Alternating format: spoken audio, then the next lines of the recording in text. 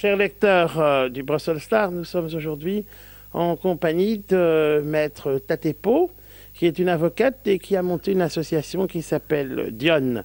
Maître Tatepo, bonjour. Bonjour. Pourriez-vous d'abord parler de vous, parce que je crois que c'est important que vous expliquiez un peu votre parcours qui a été aussi à la base de votre engagement social, et puis expliquer ce qu'est l'association. D'abord votre parcours. Voilà, je travaille donc au barreau de Bruxelles. J'ai d'abord travaillé au barreau de Tournai.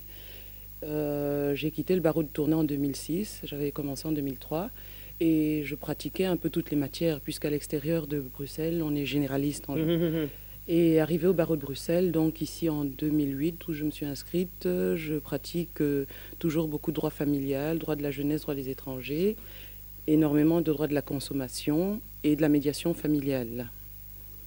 Alors, vous avez décidé de monter une association qui s'appelle Dionne. Pourquoi ? J'ai monté cette association-là parce que j'avais eu beaucoup de personnes autour de moi qui étaient dans des situations de souffrance, essentiellement dans la matière de la famille, en fait, dans le droit familial. On rencontre beaucoup de difficultés et j'ai moi-même également eu énormément de difficultés.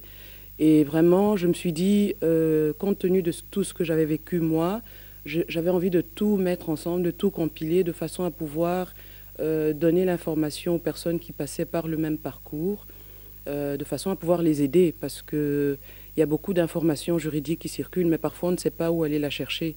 Donc c'est vraiment pour ça que j'ai créé cette ASBL-là, premièrement.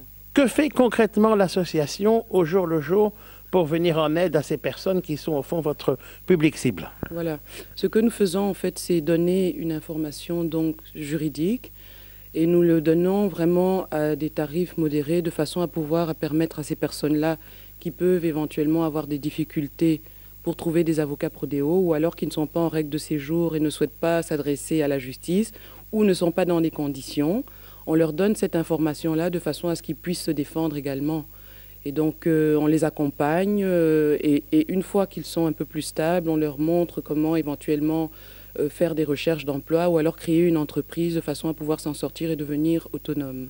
Donc il y a aussi une idée par la suite d'entrepreneuriat que vous voulez développer auprès de ces personnes qui connaissent un peu de difficultés passagères? Oui, donc c'est des difficultés passagères, donc, parce que la plupart du temps, lorsqu'on rencontre ces difficultés-là, on peut recevoir une allocation de l'État et par après, il faut redevenir autonome et apprendre à vivre. Et parfois, les personnes ne trouvent pas facilement du travail, peut-être parce qu'ils n'ont pas la qualification, peut-être parce qu'ils peuvent rencontrer des discriminations également.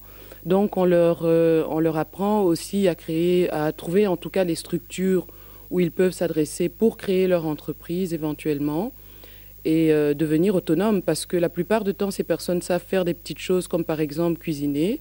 Et souvent, c'est bien de renvoyer vers certaines instances, certains organes qui sont là pour les accompagner dans la création de leur activité. Comme par exemple une dame qui sait faire des tartes, on lui montrera éventuellement comment faire un business plan, monter une affaire.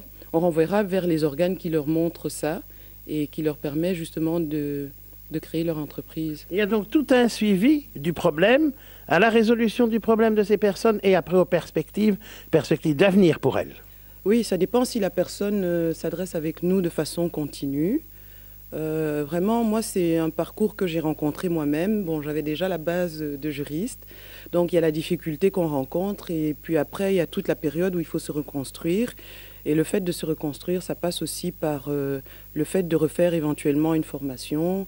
Et bon, vous avez des femmes qui ont dépendu de leur époux pendant de nombreuses années, qui du jour au lendemain se retrouvent sans aucun revenu. Elles n'ont même pas droit au revenu si par exemple elles ont été conjoints aidants. Et bien à ce moment-là, il faut leur apprendre à pouvoir éventuellement retrouver une image, une estime de soi. Et donc ça passe aussi par le fait de les accompagner, mais surtout de diriger vers les instances qui sont compétentes pour faire ça, parce qu'il existe énormément d'aides et ces personnes-là ne sont pas souvent au courant de ce qu'il existe, de ce qui est mis en place par les autorités belges pour eux. Alors je crois que nos lecteurs ont bien compris les finalités louables de votre association. Si maintenant ils ont à aiguiller des personnes chez vous, vers vous, comment peuvent-ils faire ? Mais en fait, nous avons un site internet. Ce qu'on peut faire, c'est taper l'adresse dans Google.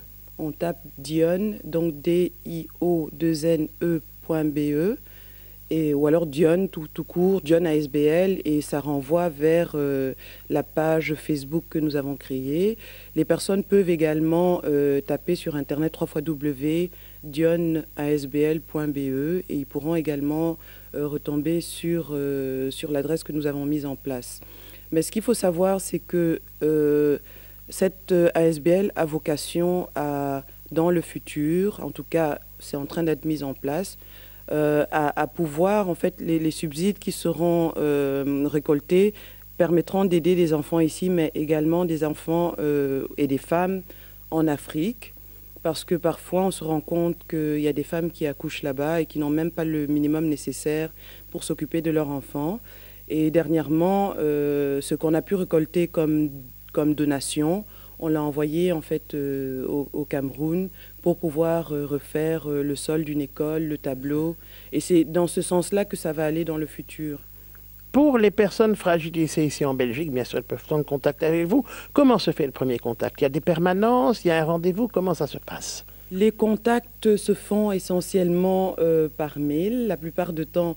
Mais l'adresse et toutes les informations sont vraiment sur la page Facebook que nous avons mise en place. Les personnes fragilisées vous rencontrent par la suite. Il y a un contact physique qui se fait? Il y a un contact physique si c'est nécessaire.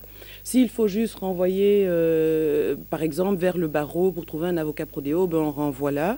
Mais s'il faut aller plus profondément et renvoyer vers d'autres ASBL, on le fait, on rencontre ces personnes et puis on renvoie vers ces instances-là. Très bien, je vous remercie d'avoir présenté votre association. Madame Tatepo, merci encore. Merci.